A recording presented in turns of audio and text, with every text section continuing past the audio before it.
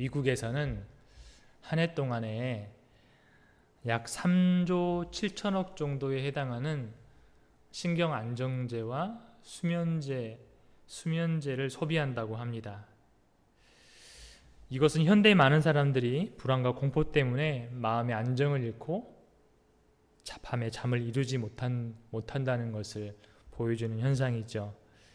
심리학자들은 인간들에게는 누구나 불안과 공포가 있다고 합니다. 뉴스를 보게 되면 이 시대는 정말 많은 불안과 공포를 우리 사람들에게 심어줍니다. 어떤 사람은 가난에 대해서, 또 어떤 사람은 고통에 대해서, 어떤 사람은 실패에 대해서, 또 죽음에 대해서 불안과 공포를 안고 살아가지요. 이 불안과 공포는 어떤 특정한 사람만이 맛보는 게 아니에요. 지금 이 땅을 살아가는 세상의 모든 사람들이 이 불안과 공포를 경험하며 살아갑니다.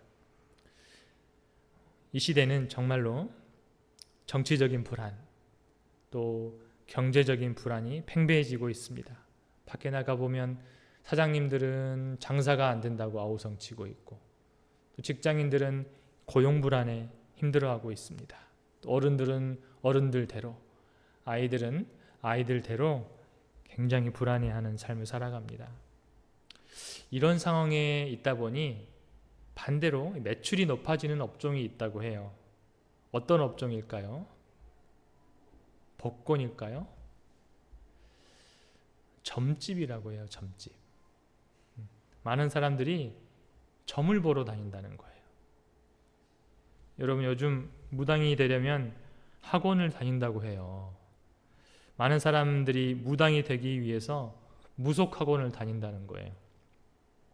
그만큼 무당이 되면 수익률이 높다는 뜻이 되겠죠. 이것은 그만큼 이 시대가 불안한 시대라는 것을 보여주는 현상입니다. 이렇게 사람들이 마음의 안정을 찾기 위해서 이리 몰리고 저리 몰리는 모습을 보면 과연 이 시대가 잘 사는 시대인지 공포의 시대인지를 분간할 수가 없습니다.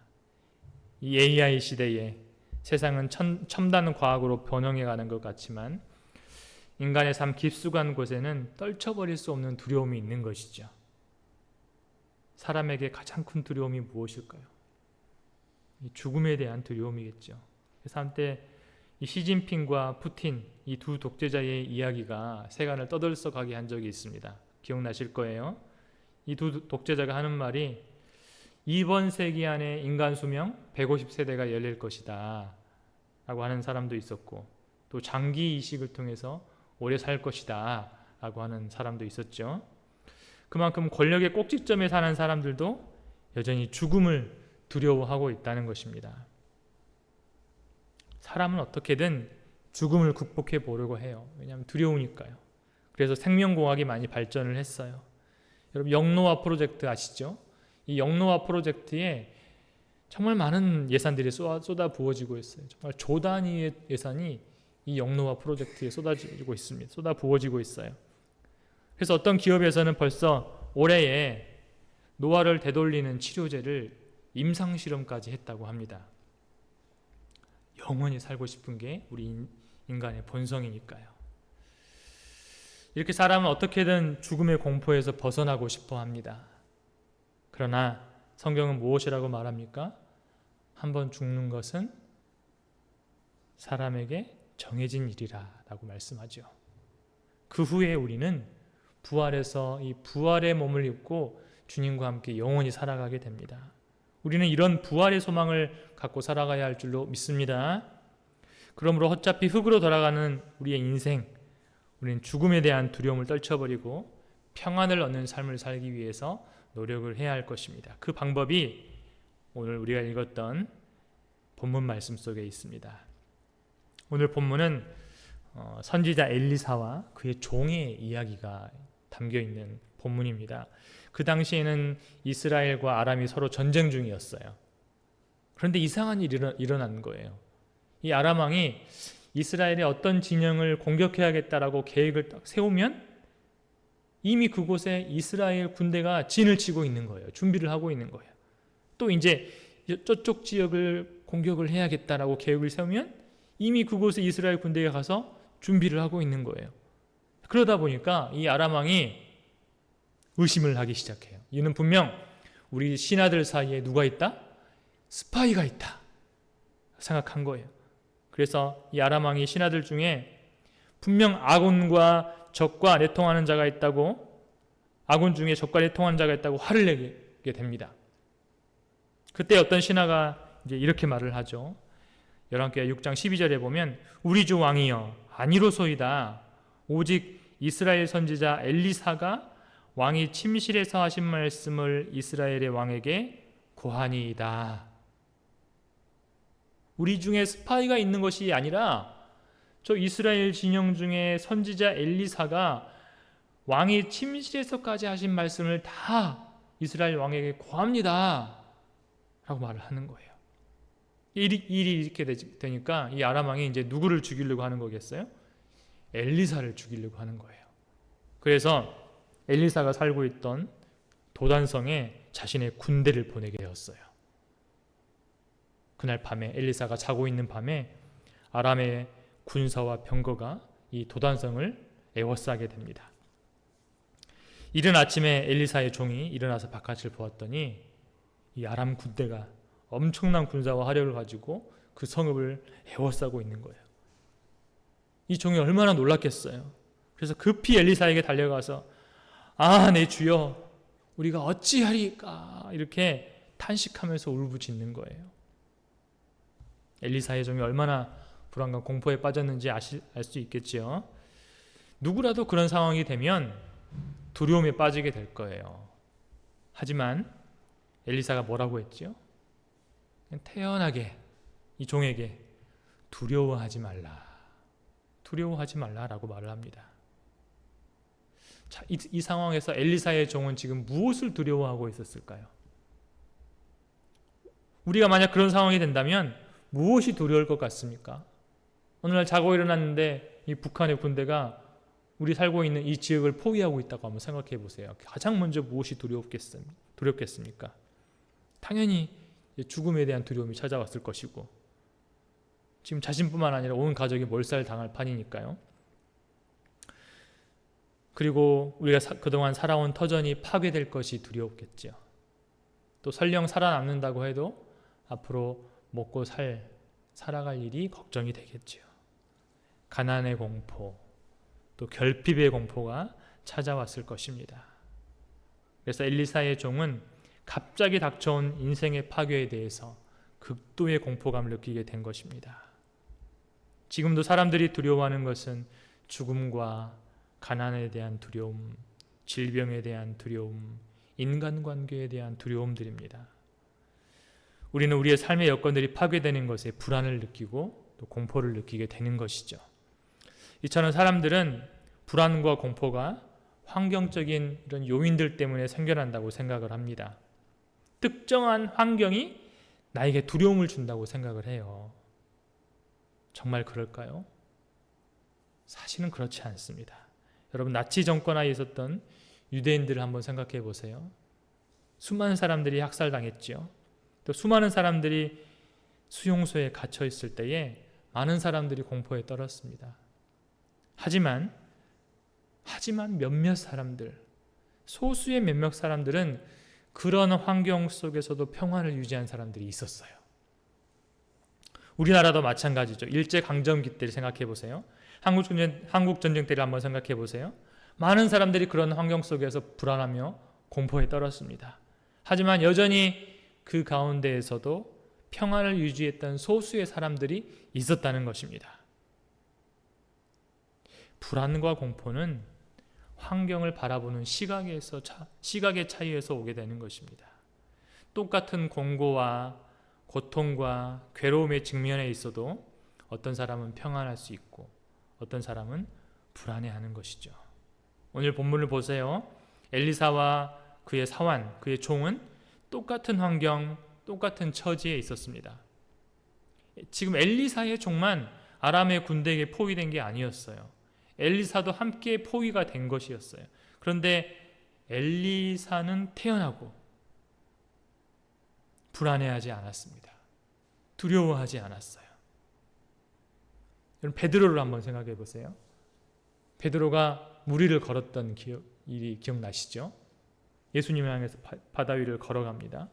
그런데 덮쳐오는 풍랑을 보고 두려워서 바다에 빠져들어가죠. 현실적인 눈으로 상황을 보다가 그만 물에 빠져버린 것입니다. 그러나 함께 바다 위에 서 있었던 예수님은 어떻습니까? 그냥 평안하셨어요. 또 예수님과 제자들이 이제 배를 타고 갈 때가 있었어요. 그런데 갑자기 광풍, 이 폭풍이 막 몰아치는 거예요. 제자들은 두려움에 빠졌어요. 그러나 한 분, 예수님은 그 배에서 평안히 잠을 주무시고 계셨지요. 이처럼 두려움은 환경에서 오는 것이 아니라는 것입니다. 보세요. 그렇게 두려워하던 베드로가 나중에 성령을 받고 나서는 어떻게 되었습니까? 사도행전 12장에 보면 감옥에 갇히게 돼요. 그런데 언제 헤롯의 칼날에 죽을지 모르는데 그 감옥에서 평안히 잠을 자고 있었다고 기록하고 있습니다. 무엇이 베드로를 변화시켰을까요? 환경은 더 열악해졌어요. 더 공격적이 됐고 더 위협적이 됐어요. 베드로가 변화된 것입니다. 환경은 더 나빠졌지만 베드로가 변화된 거예요. 특별히 그의 관점이 변화가 된 것입니다. 이것은 어떤 시각으로 현실을 바라보는가에 따라서 어떤 사람은 평안을 소유하면서 살아가고 어떤 사람은 불안과 공포 속에서 살아가게 된다는 것을 말해주는 것이죠. 이 도단성을 포위하고 있는 이 아람 군대는 분명히 이 엘리사와 그의 종을 위협하는 존재임이 분명합니다. 그런데 같은 위협, 같은 두려운 환경 속에서도 이 두 사람의 반응이 전혀 달랐지요. 똑같은 환경이지만 서로 보고 있는 것이 달랐기 때문에 그렇습니다. 우리도 마찬가지입니다. 우리는 똑같은 세상에서 살고 있지만, 똑같은 환경에서 살고 있지만 서로 바라보는 세상이 다르다는 거예요. 여기 한번 물컵 한번 보세요. 이 물컵에 물이 얼마나 있을까요? 아마 여기 계신 성도님들 대답이 다 마음속으로는 다를 것입니다. 영국의 유명한 작가 버나드 쇼가 있는데 이 버나드 쇼는 뛰어난 유머를 가지고 있는 사람이었어요. 근데 어느 날 어떤 사람이 이 버나드 쇼에게 이런 질문을 합니다. 선생님, 어떤 사람이 낙천주의자고 어떤 사람이 염세주의자입니까? 이렇게 물었어요. 그러자 버나드 쇼가 이렇게 대답해요. 자, 여기에 내가 한 컵의 물을 반만 먹고 놓아두었다고 합시다. 이때 그 물컵을 바라보고 아직도 반이나 남았네 하는 사람은 낙천주의자고, 반밖에 안 남았네 하는 사람은 염세주의자입니다 라고 대답을 했다는 거예요. 우리가 행복한 삶을 원한다면 우리의 시각이 바뀌어야 됩니다. 우리는 낙천주의자가 되어야 돼요. 그러나 우리 성도들은 그거보다 더 높은 차원의 영적 낙천주의자가 되어야 됩니다. 세상 사람들이 바라보는 것만 봐서는 안 되고 보이지 않는 것까지 볼 수 있는 영적인 낙천주의자가 되어야 되는 것입니다. 지금 아람 군대가 에워싸도 엘리사는 두려워하지 않았잖아요.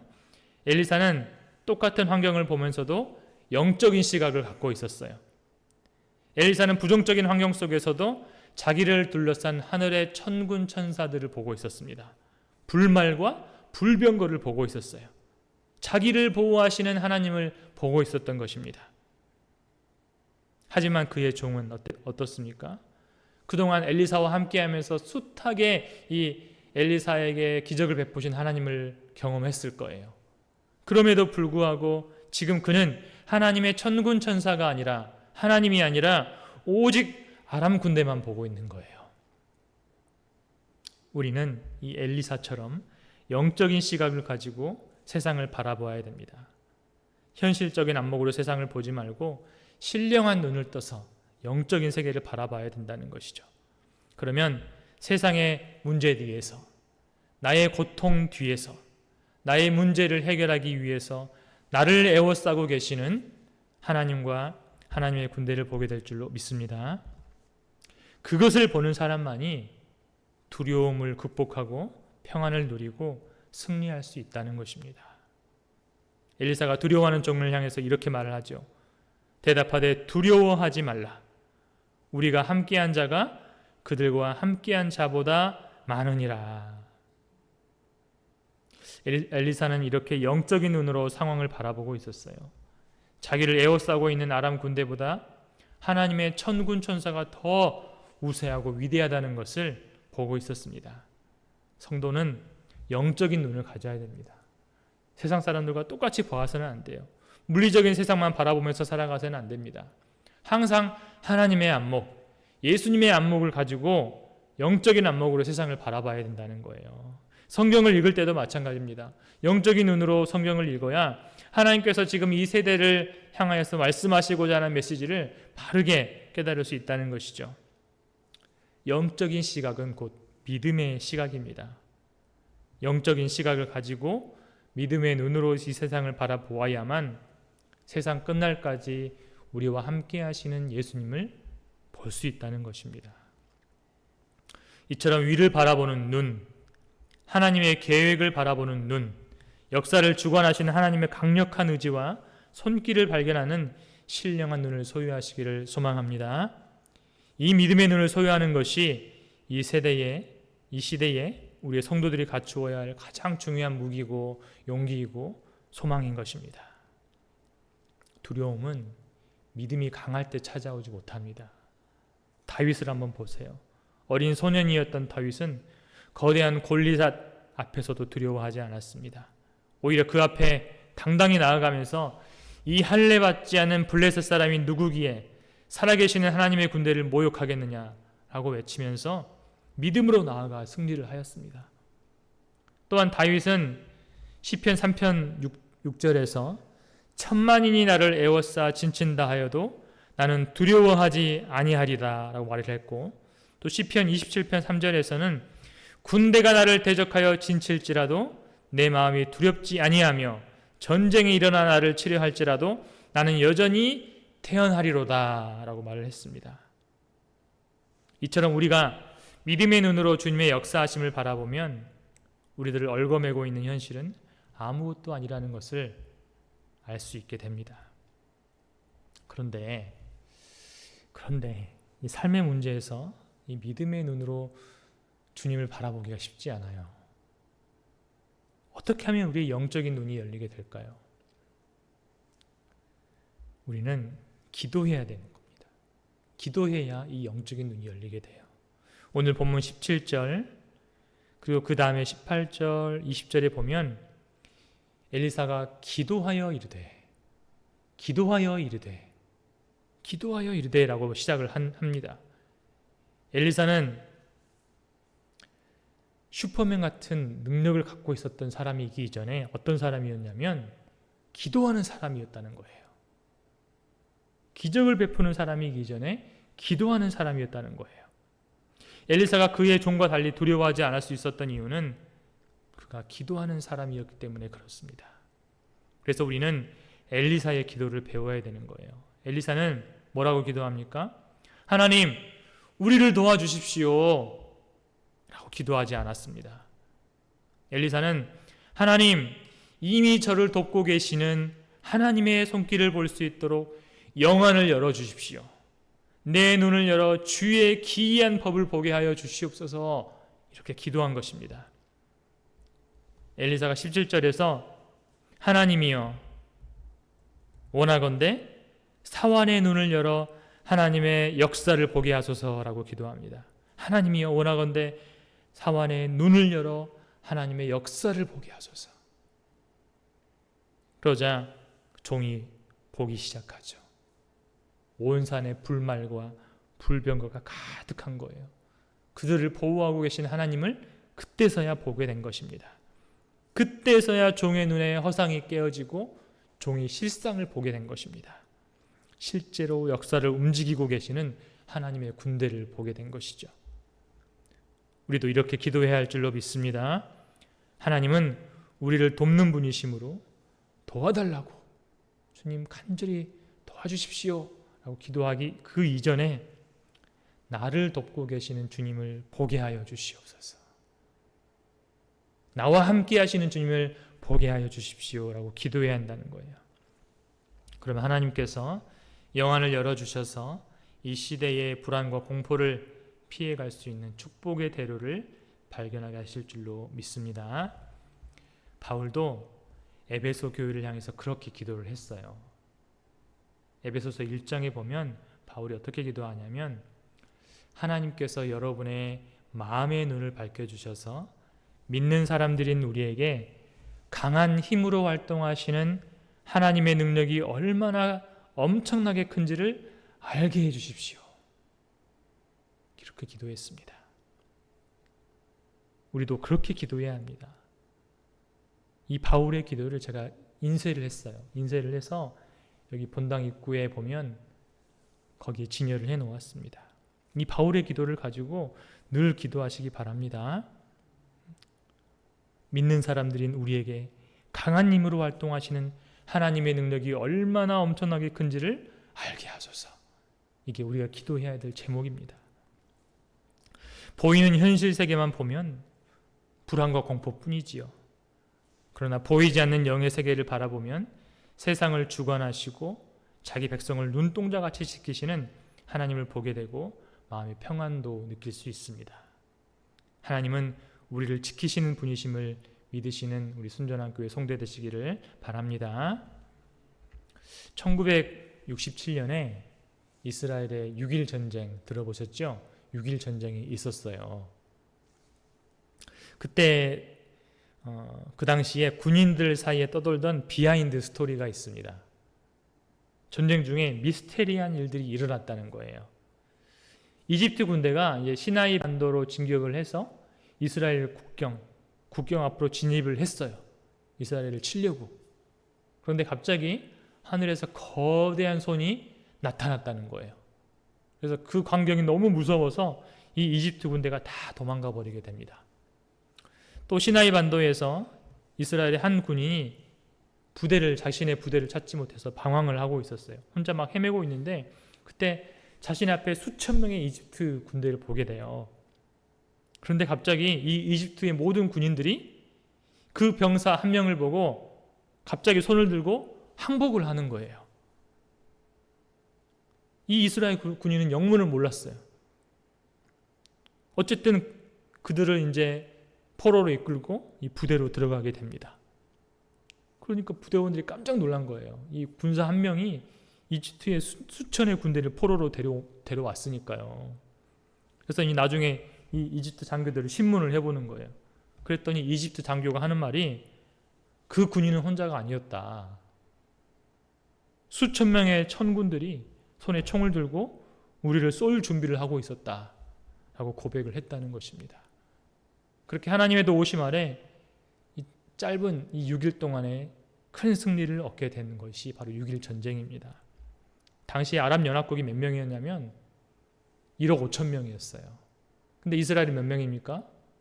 1,000만 명도 안 되잖아요. 그냥 수백만 명에 불과해요. 그런데 이 소수의 이스라엘이 극적으로 하나님의 도우심으로 이기게 된 것이 바로 6.1 전쟁입니다. 우리가 보든지 보지 못하든지 간에 또 우리 눈에 보이든지 보이지 않든지 간에 하나님은 우리를 돕는 분이심이 분명한 줄로 믿습니다.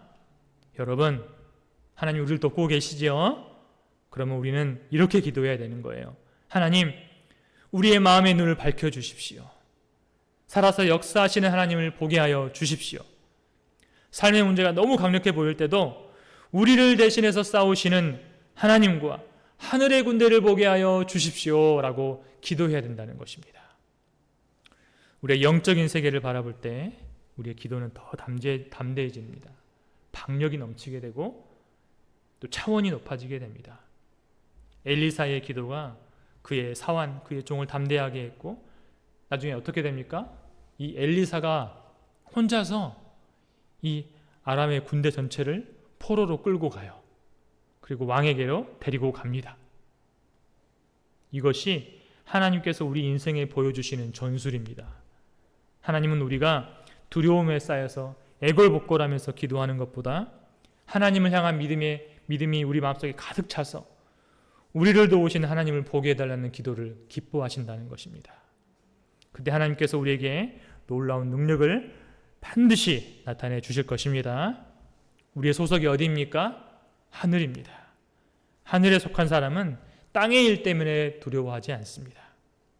우리의 시선이 항상 하늘 아버지를 향하고 있기 때문입니다. 그리고 그때에 하나님의 보좌로부터 참된 평안과 안식이 우리에게 흘러 들어올 것입니다. 그러므로 날마다 평화를 주시는 주님을 바라보기를 소망합니다. 날마다 우리를 도우시는 주님을 믿음의 눈으로 바라보는 순전한 교회 성도가 되시기를 소망합니다. 그렇게 두려움 없이 우리의 인생을 살아가며 늘 승리하시는 우리 순전한 교회 성도가 되시기를 예수님의 이름으로 축원합니다. 아멘.